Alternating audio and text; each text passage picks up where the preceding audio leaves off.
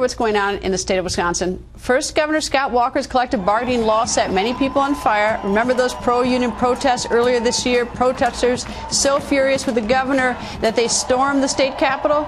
Well, now things are getting even weirder in Wisconsin, this time inside the Wisconsin State Supreme Court. One justice is accusing another justice of trying to strangle her. Joins us Crocker Stevenson, reporter for the Journal Sentinel. Crocker, I just can't imagine it gets any weirder than this, but tell me, what is thought to have happened on June 13th in the Wisconsin Supreme Court? Well, supposedly this occurred in Judge Bradley's office, Justice Bradley's office, and Bradley. And it was after hours. Most of the justices, all but one, were around in her chambers, and they were arguing over the legislation that would limit public workers' rights. Depending on who you talk to, but what Justice Bradley says is that she asked Justice David Prosser to leave, that she put her neck in a chokehold angrily, and choked her. And then what Justice Prosser's people are saying is that that it was actually Justice Bradley that came from around her desk, attacked him, and that he was just protecting himself from her attack. She is 60 years old. He is 68 years old. So you wonder, what is going on?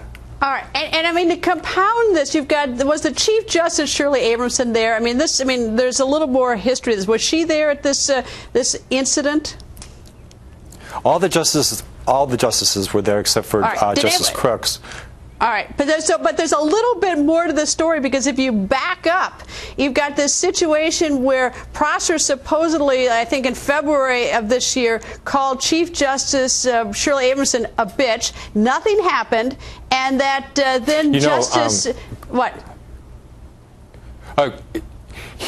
We reported that he called her a bitch. He corrected us and said he had called her a total bitch. Oh, total bitch. Pardon me. I forgot. Total bitch. He called her, quote, a total bitch. Nothing happened, but then like a week later, the same justice who now said that she got strangled by Prosser, or they tried to strangle her, sends out an email to everybody saying that he had said she's a total bitch, basically making a paper trail that he had done it, and then somehow it ends up in your newspaper, which is basically to slime Prosser. I don't know what he did or didn't do. So you've got the Chief Justice, and you've got this woman snitching. Someone leaked to the paper, and now you've got one trying to strangle another, supposedly, and the other one defends and says, no, she came after her. Is there anyone in your state who thinks any of these three should remain on your Supreme Court?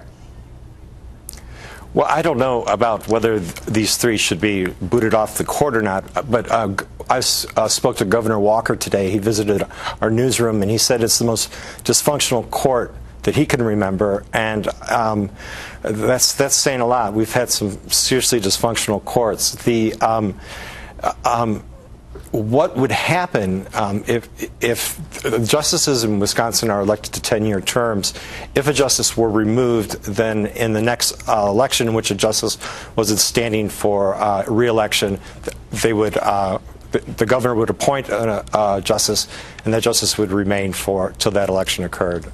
It's sort of interesting, though, but here are the people they're supposed to tell the people in the state of Wisconsin, here's the law, interpret it, making them feel, that there's credibility with the court, and they look like a bunch of nuts. They look like thugs and nuts and cheats and seventh graders, everything else. How in the world can anyone have any sort of respect for a decision coming out of that court? I think that's the saddest thing about this whole thing is whatever happened, we right now have the Dane County Sheriff's Department investigating whether a Wisconsin justice choked another Wisconsin justice. And this is supposed to be the arm of government that is reasoned, that is wise, that is supposed to be considering matters with cool objectivity. I know you have a law degree, and that that only goes so far, but still, that must undermine, I know it is undermining the credibility the court has. And we didn't even get to the pettiness in the dissent that the Chief Justice wrote, the most incredible pettiness that she wrote about another justice that's so beyond just an intellectual disagreement on it. But anyway, we'll get to that another time. There'll be a lot more on this. Crocker, I hope you come back because I have a feeling there's going to be a lot more to this story.